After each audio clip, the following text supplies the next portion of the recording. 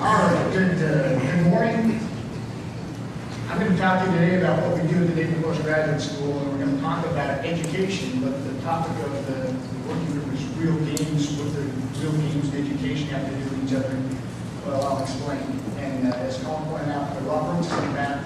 Fred Cameron, many of the more experienced DSTL folks might remember from interactions in Canada, is also one of our contributors to this presentation. He's here in the UK. So at the Naval Postgraduate School, we teach wargaming. It's an 11-week course. It's part of the operations research curriculum. We have students from other curriculum come into the course. And I teach it, kind of stealing a bit from Graham's presentation a little earlier, the Clausewitzian quote that he kind of mangled a little bit about wargaming being simple, but there's nothing simple in wargaming. I ascribe to that as well.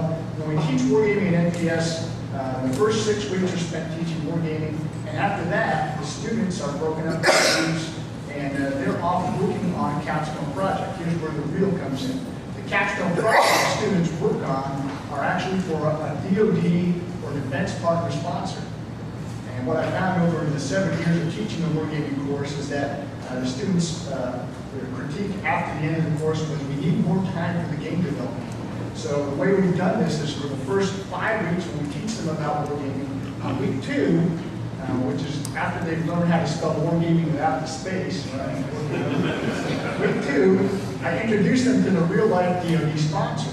So in weeks 2 through 5, as they're still learning wargaming, they're also interacting with that sponsor, getting the very, very important problem definition down, stealing a technique from the Naval War College. I get the sponsors to sign an agreement with the student groups that are doing the wargaming for them, so we're clear on it as to what we're going to deliver. And then after they take the wargaming apprentice certification exam, and when I tell the students this, and I mean it, if you can pass this exam, then you should be able to walk into your next unit. All of our students at the Naval Postgraduate School, almost exclusively, are military officers from all 4 of our services in the United States and from about 40 countries around the world. And I tell them that when you're done the wargaming apprentice certification exam, you should be able to walk into your next unit, put your hand up and say, yes, I can lead the effort for getting wargaming started and down the road. And in the course of my 7 years of teaching this course, we've done about 37 wargames. I checked the maths last night, a little dodgy, but around 37. So I'm going to talk very quickly about several of the games that we've done. One of the games we did called Littoral Flotilla was kind of an international game, although it was done through the Sweden South Corporation with a creator with NPS. And we were looking at a littoral combat ship and how it might actually work alongside the Swedes' Visby corvette. And the scenario in 2012 was an aggressive Russia decides to take Gulf Island from the Swedes, an amphibious operation, and how might a combined U.S.-Swedish team go ahead and combat that? Interesting real-life scenario. One of the game design lessons I learned that I pass on to my students now is there's no such thing as a simple spreadsheet model. The poor student that had to develop a spreadsheet, all we got to do is adjudicate, distances and fire a couple of shots. Oh, can't we track fuel? Can't we track it?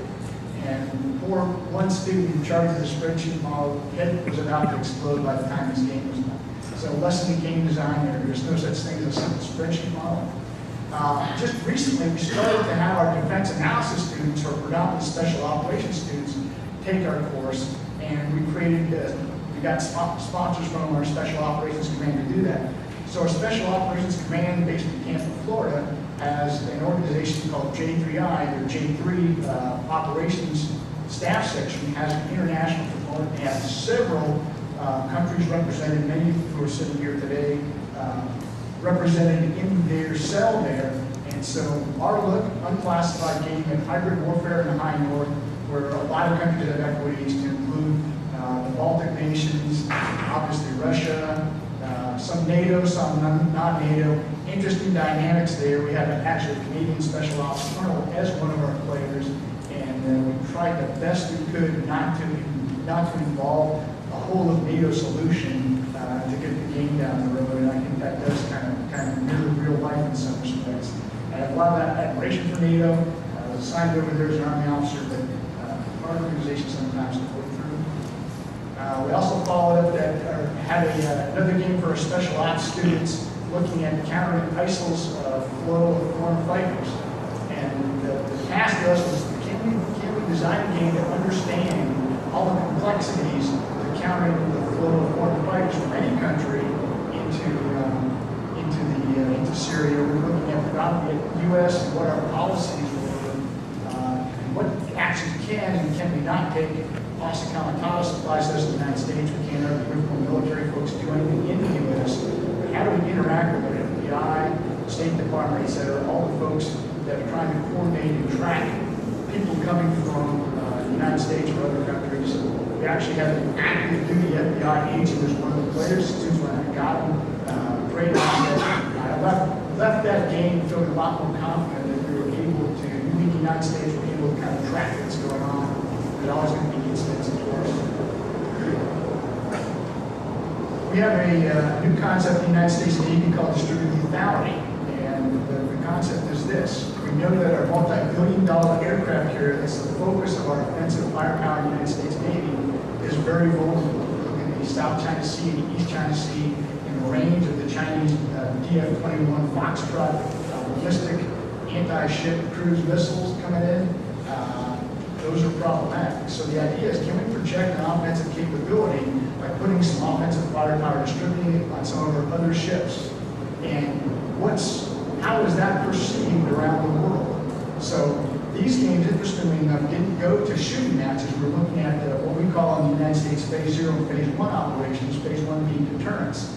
And the clever game design here was we had close planning, so the red and the blue cell would go and do their planning with some limited intel and draw out exactly where they're going to position their ships on overlays. We bring the overlays together in another room and all the players together and adjudicate that out and see how each side perceived the actions of the other side.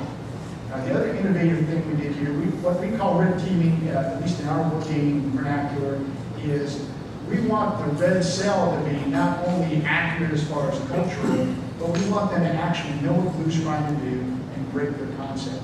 So the red team had forewarning and knew what distributed lethality was all about. No surprise, you can distribute lethality in an open press. I'm sure the Chinese naval war colleagues have read the papers on it right now anyways.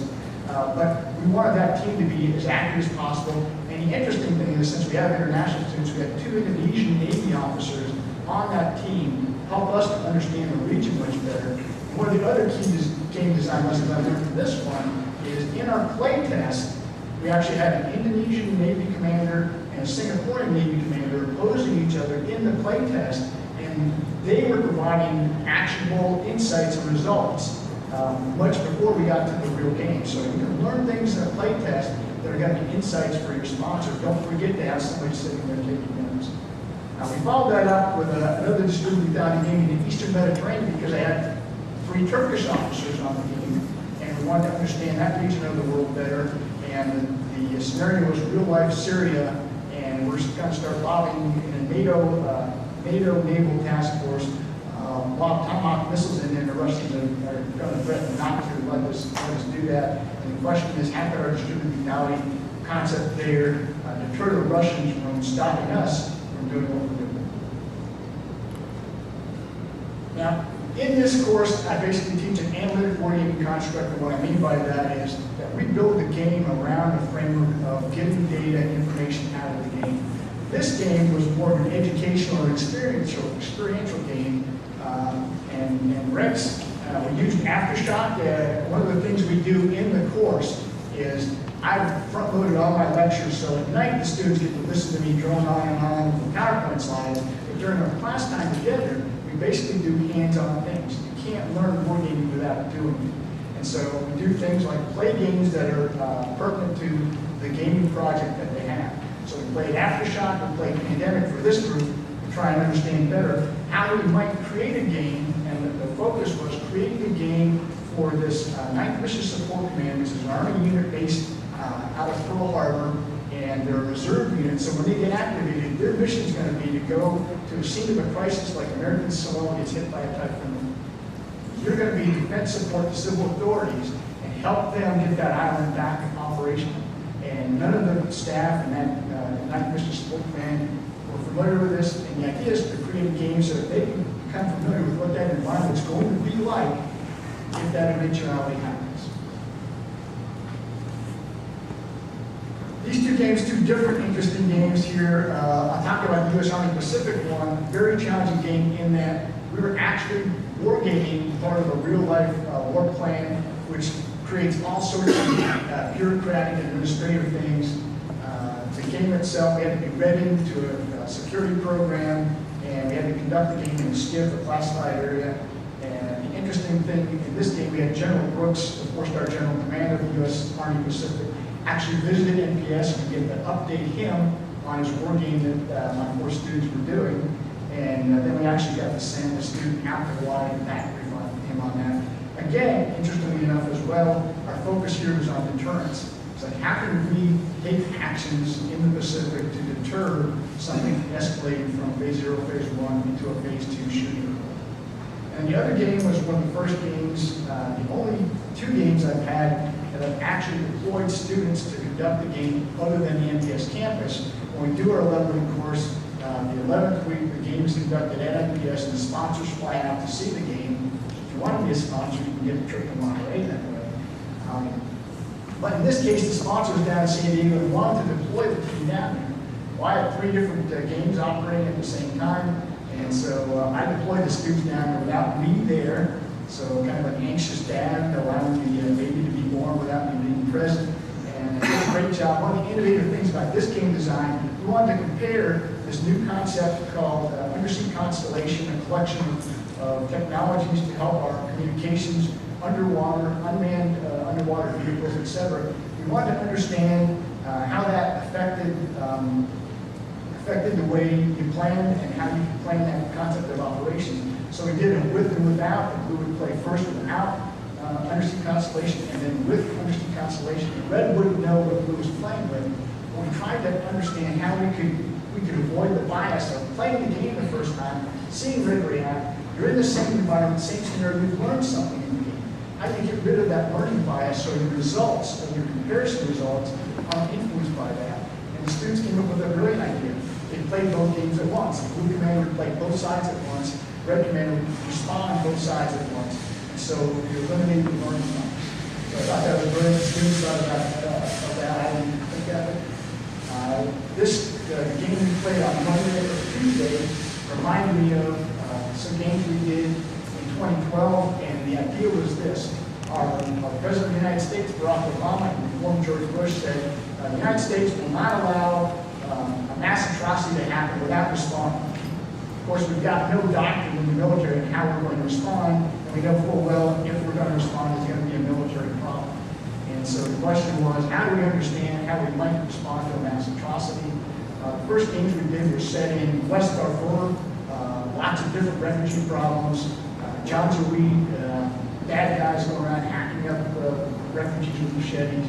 How do you respond to that? And the game mechanics kind of revolved around, we can't stop it all. We can't stop the violence, but we've got to minimize it.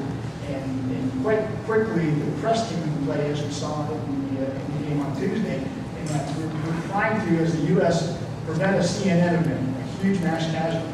We're going to have to accept some casualties. How do we do that? So that was interesting. We did a repreviews of that game, and we looked at the Appleget region between Sudan and South Sudan. And another thing I tell students never to do, they decided to create a computer software program. So Danny Hairline, gentleman about the middle of the picture, is a German Army captain, put more than 100 hours into creating a computer program. You can see the visual on the background, so that players could play in a human-in-the-loop game, but see on the screen exactly what was happening. It was a great construct. I tell students, software students to be very, very careful with that. I did want to point out that we actually do games. I talked about DoD sponsors. We've done that. We've done games with DoD industry partners under certain restrictions, that is, cooperative research and development agreements with the postgraduate school. We have done games for international sponsors. First game that we did, I kind of have a notional sponsor of our DoD Modeling Simulation Coordination Office because he did the game for Taiwan, and we have a special relationship with Taiwan. We don't recognize Taiwan, the United States does not. It describes the one China policy, which Taiwan is part of mainland China, sort of maybe. Although we do have a foreign military sales program in Taiwan, we provide them F-16 fighters. So it's a little bit paradoxical in how you kind of tap dance around that. I'm not allowed as a DoD representative to put a flag of the Republic of China on the slide, but I can talk about working with Taiwan. And so what we're trying to help them do, and this is an active project, is help them understand how they can get a live virtual constructive training solution. And we thought the first steps to understanding how this problem is to work with them. We did a game for the Norwegian Armed Forces in our defense analysis curriculum in our department there. We have a representative from the Norwegian Defense, Norwegian Ministry of Defense. He asked us to look at hybrid threats. And I'm not going to talk in detail about what countries those might be. You can imagine what they might be. And we had an interesting game we did for the Royal Canadian Navy where we examined a very tactical game. And what you might notice is some of these games are very top-level, operational to strategic in some instances. And this one's a very tactical level. Look at it. Visit a board search and seizure party, boarding a vessel, and what if they didn't all have lethal weapons? What if some had non-lethal weapons? And the team I had working on this was an international team of one Pakistani naval officer, 3 Turkish naval officers, and it was fascinating to see them work together. And the Canadian sponsor we did this for, Dr. Peter Defias out of Cora in Canada, actually wrote a paper that was co-authored by the student team and myself, and that was published for NATO. So that was a real rewarding kind of an output for that. I want to talk quickly about our basic analytic wargaming mobile training team courses. So I've taken the course that we do at NPS in 11 weeks and crunched it into 5 days, actually 4.5 days. So you might imagine it's a little bit of a haul. And what we do on day 1 is we have the sponsoring organization provide a sponsor for a game, and the students of the course, typically 16 to 20 students, will have a war game that by the end of the week they're going to develop. So the course starts out kind of a mixture of some lectures about what wargaming is, hands-on exercise to start developing those pieces of the game they're actually going to do on that Friday morning for their organization. And we've done it now 6 times. There's a fair amount of people who still want the course, calling me up. Happy to entertain those calls. I'll talk about where the games have been. So the very first one we did was in Canada. Let's see, so Canada, and our colleague Fred Cameron is very proud of that. He got this started actually. Fred worked for many years at the State Army program. It's an organization that coordinates the American, British, Canadian, Australian, and New Zealand armies, and we're collaboratively together to do research, interoperability studies, etc. And in fact, they actually came up with a structure we use for a data collection and management plan that we teach in the course. So our very first course was done in Canada. We had some courses that we did. Kazakhstan. I got to go to Kazakhstan. That was an interesting experience. Not really about that. Lockheed Martin, our first course we did with industry, was a wargaming workshop. Not exactly the same course. Fred deployed to New Zealand. There we did the New Zealand flag there, and the American flag. STRATCOM we did, our strategic command. And what we're finding with our COCOM, strategic command, is that we've got some challenges as far as how the staff sections all interact and how they view analysts. So that could be a challenge when we talk about analytical. I got to go to Tajikistan, Fred and I. That was another interesting experience. Indonesian Navy. The two Indonesian Navy students I had for Distributed Lethality were outgrowth of this outreach. And when we did this course, the students in Indonesia called back to their NPS students and said, you need to take the wargaming course. So I had 2 Indonesian students show up on my door day 1 of the course and said they want to take the course. CENTCOM just did a course for them. They want us to come back and do a course at least annually, if not more often. Just did a course for the Marine Corps. And then in July, we went down to DST Group in Australia and did a course with them. DST Group is sort of the equivalent of DSTL to the Brits for the Australians. And Colin, I did want to point out now, so in the ABC logo, there's only one that's grayed out right now, and it's great. So we'd love to come and do a course here if it's possible.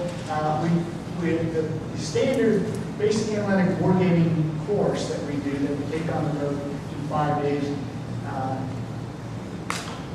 it's always adjusted as the sponsor needs. We've done some very non-standard courses. The one we did in Kazakhstan was done using the peace support operations muscle. You know how to go is here somewhere. Thank you, Howard. It was wonderful.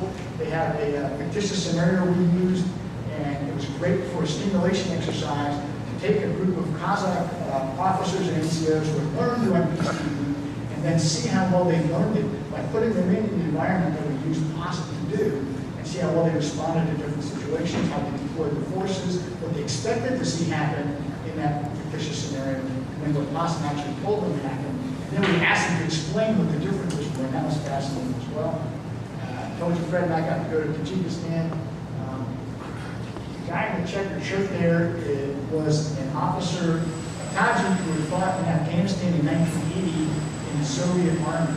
So it's mind-boggling to me, 30 plus years after I retired from the Army, where I learned as a young lieutenant I was going to kill guys that were doing things I knew more, to actually do the same thing, helping them learn things. We have had requests, and we are developing advanced wargaming courses. A lot of what the requests have to do is that we find the sponsor wants to dive down deeper on some of the techniques we teach in our basic analytic wargaming course. And a lot of that has to do with how you develop, how you track from the sponsor's objectives and issues all the way through to what are you actually going to collect for data in the game. And after you understand what that is, you understand how to build the game around the data structure and the information you're trying to get out of the game. And so most of the requests we have are visualization techniques, but really focused on how do we build the game better, how do we translate the sponsor's objectives and issues to something tangible we can actually understand in the measurement space of that game is. And that concludes the formal portion of my presentation. In backup slides are all the games we've done. I'm not going to add up to 37 because we've done multiple games for the same sponsor on the same topic. You reach myself, Rob Burks, and Fred. They're the phone numbers and contact information. Rob also has some tripods out here that he will gladly give them until they run out. We'll talk about what we do both in the resident course and in the basic analytic wargaming course. On time, Tom? Excellent. So, thank you very much.